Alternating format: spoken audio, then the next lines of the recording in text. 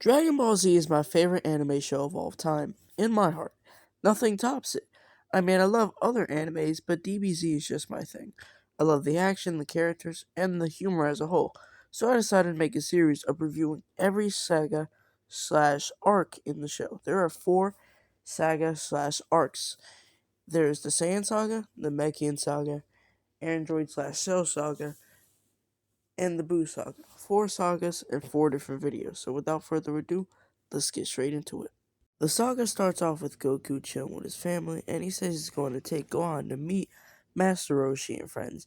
And they go on the Nimbus and head out to Kami House. And before we get into the next scene, I know you see Shotty right here. In every arc, she just gets badder and badder. She's just so bad. Okay, sorry, I got a little carried away. But anywho, so we get into the next scene, and Goku introduces Gohan to Master Roshi and the others like Bulma, Krillin, and even the turtles there. Until a new challenger has appeared. In his Sonic the Hedgehog looking eye, his name is Raditz. Now Raditz explains to Goku and friends that he's from a extinct race called the Saiyans, and they used to land on and not land, and they used to live on planet Vegeta. And the ruler of planet Vegeta is King Vegeta, and the son of King Vegeta is Vegeta. So, yeah. So basically, he explains that his planet was hit by a meteor, and only a few Saiyans survived, including him and a few others off planet. So he explains that, yo, I'm your big bro. And Goku talks about, I never met you, so you ain't my big bro. And this is when it's revealed to us that Goku is an alien. Now let's be real. We all knew this dude was not human. I mean, bro literally had a monkey tail. Yeah, so I don't understand. But anyways, he's part of the Saiyan race. And he's like, yo, you were sent here years ago to destroy the planet. Why haven't you done it? And Goku apparently hit his head while he was little and forgot his whole motive. So like bro took one boink on the head and just everything just got mind wiped. So then Raditz straight up cooks Goku and kidnaps his son. Talking about some, if you ever want to see your son again, bring me 100 humans by tomorrow. And if not, your son Chi's gonna be mine. yo, what the fuck? Hey, yo, bro, this dude is a true Diddy disciple member. Then the man, the myth, the legend, the aura farmer, Piccolo, appears. And he says it straight up to Goku. Yo, he's too powerful. You can't take him on our own. But I can team up with you. As if I go with And you. so Goku says, I bet. I know we're And they enemies, but push hear me. Raditz. Now Raditz is straight up chilling. And he picks up a strong power level on his scouter. And it looks like it's coming from Gohan. But he's like, nah, this bugging. Because it's just a little kid. And then Piccolo and Goku appear. And they are ready for hands, okay? The fight, not gonna lie, they were hitting. They were going hit for hit and blow for blow. The first part wasn't going like that. Raditz was straight up cooking them until they went hit for hit, blow for blow. Then Piccolo said to Goku, and he said, listen, you need to keep Raditz distracted. I got a new technique I want to try on him. But I need time to charge it up. And that's exactly what Goku does. He keeps him distracted. But we gotta talk about Goku fumbling the bag first. Goku, for the people who don't know, a Saiyan's tail is their weakness. If you hold on to it, or you get a hold of it, it basically drains all their power. The tail is the true Saiyan power. So Goku had his tail, and Piccolo's like, yo, it's almost done. And Raditz just starts yapping. He starts getting straight talking about, yo, I will let Gohan go. Please just let my tail go. And Goku was legitimately thinking about letting it go. Like, why would you trust this? Like, are we being for real right now? And he lets the tail go, throwing the entire match. Then Piccolo misses the first shot. Then Goku gets a hold of Raditz again, and Goku's like, yo, just shoot it. And Piccolo knows it's gonna kill them both. So he does it. And it kills Raditz and Goku in the midst of it. Now, before Piccolo can finish off Raditz, Raditz straight up tells Piccolo and the others that there's going to be two other Saiyans coming here in a year because he recorded everything that they were talking about in the scouter.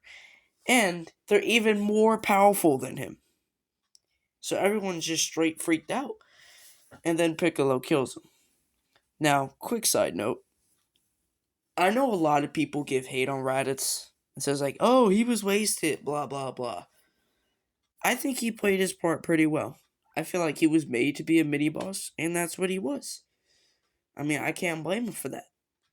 The other thing is, you know, I mean, we did get the most lore from him, you know?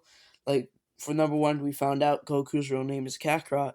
Number two, we found out about the Saiyans, and I feel like he just gives the most lore that was much needed for the next three sagas to happen.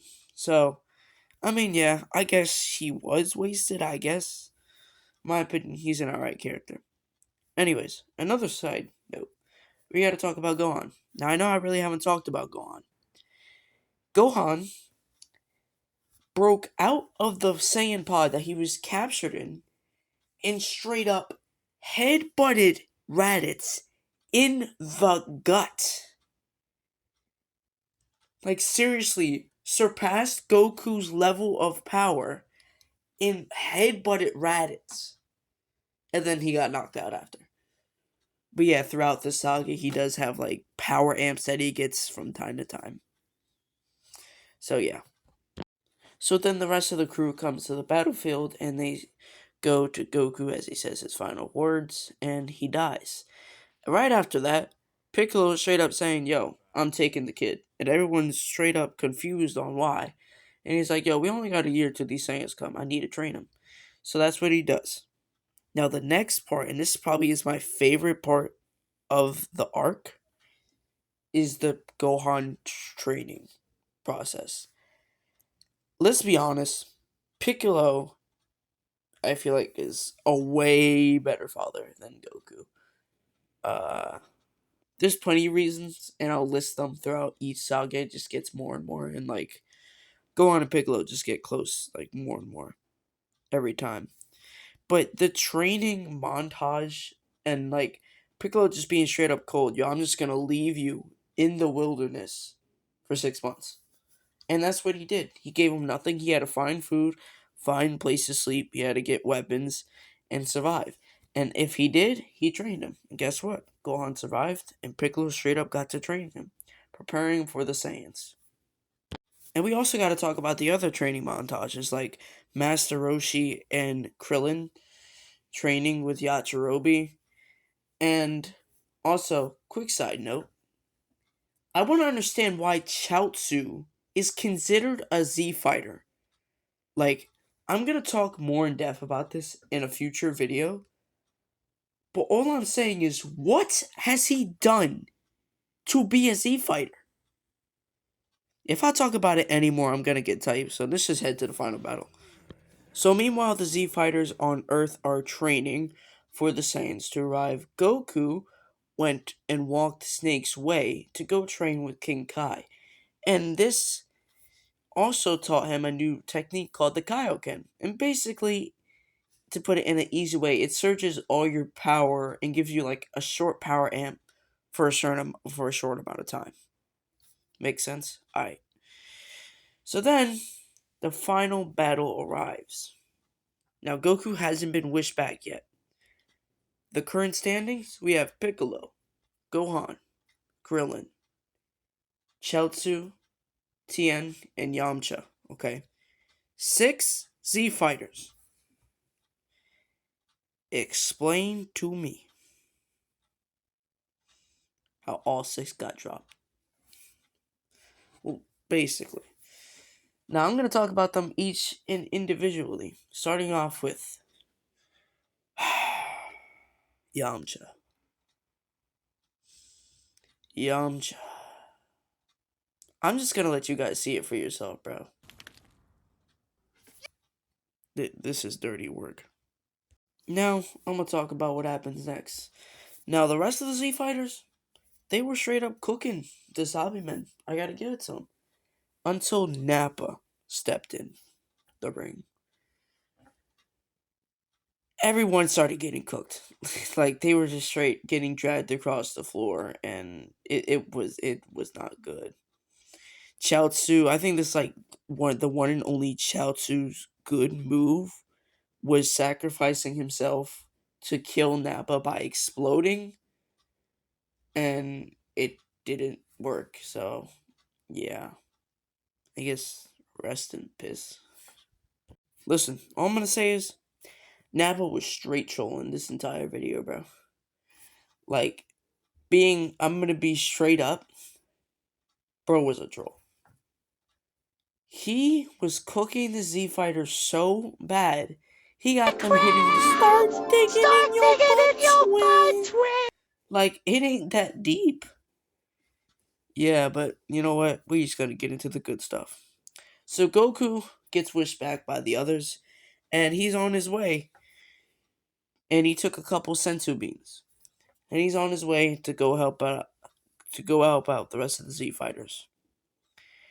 And how this man pulls up is crazy. Bro uses Nappa's head as a welcome mat. Not only that, it looked like Gohan was about to die. In the scene after that is after not Nappa does his move, Gohan's not there, and he's on the Nimbus. And Goku just starts aura farming for no reason. Like, it's outrageous. Bro, I'm not even gonna lie, bro. Goku was straight cooking Nappa. He was doing him devious. I'm not even gonna get fully into it. You guys gotta check it out for yourself. But all I'm saying is, man, that was crazy. So, anyways, bro destroys Nappa so hard to where he's paralyzed. And then Nappa's like, Vegeta, please help me. He's like, sure. Grabs his hand and says, I have no use for a Saiyan who can't walk. And guess what? I have no use for a Saiyan who can't fight. Like every fight Vegeta gets into, he gets straight cruised. Like, nah, bro. Bro is a straight troll, man. But listen. So Vegeta kills Nappa. And then it's all up to Goku and Vegeta. And this is the best fight of the entire saga. Well, not only is it because of the final fight, but I really enjoyed the choreography in this fight. But before they get boxing, Goku gives Krillin a sensu bean and says, yo, you gotta get Gohan out of here and take him back home. And Krillin's like, alright, so they leave and they get straight to boxing. Now, Vegeta cooked Goku. Vegeta was cooking Goku so bad in this fight. And even when Goku had his new moves, it would be like one-sided. It's like a power scaling thing of Dragon Ball. It's like this throughout all the sagas and arcs. It's like, okay, now this guy's powerful. Then that guy's powerful. Then that guy's powerful. They were just going back to back. And when they were even, like they were hitting back to back, hit for hit and blow for blow, that was crazy. Yeah, but the last thing I want to cover is Grade 8 Vegeta. So how he became a Grade 8 is because when during Gohan's training sequence, he turned into a great ape, and Piccolo had to destroy the moon. So the moon is non-existent at this point. And just so you know, if a Saiyan looks at the moon, they turn into a great ape. Make sense? Okay. So Vegeta does this move where it basically creates a type of moon and it allows him to transform. And after that, man, that was not good. He had Goku straight up on the tip of his feet. He had Goku running for his life in this entire fighting sequence. Bro, it's crazy. But anyways, at the end of the fight, and here's why I say Chaozu does not deserve to be called a Z fighter. The only way to get Vegeta out of his grade 8 form is to cut off his tail. So Krillin and Goku came up with, not Krillin and Goku, Krillin and Gohan came up with an idea. And he said, Gohan, go distract grade 8 Vegeta. I'm going to cut off his tail with a destructo disc. He sells and Krillin misses. And you know who didn't sell? Yajirobe. Yajirobe straight up cut off the tail. And this is why I believe he should take Chaozu's spot. There's so many instances where other people would have been dead if it weren't for Yajirobe. Like, I will go over in the video that I'm talking about where I'm gonna go deep into every character, but yeah. So after he cuts off Vegeta's tail, he's back to his regular human form. Well, not human form. And they get back to boxing, and at the end of the fight, they're to the point where they can't move. You got Vegeta crawling to his pod. Goku can't even speak and he's so bloody. Like, yo, this is the type of stuff that I like. And even in the manga is so much better than the anime. I love them both. But when it comes to despair and the certain visuals that weren't implemented into the anime, the manga cooks so well. Like, you have to read the manga to understand, but yeah, so Krillin was gonna kill Vegeta, but Goku said, nah, I have a feeling we're gonna be best friends later in life.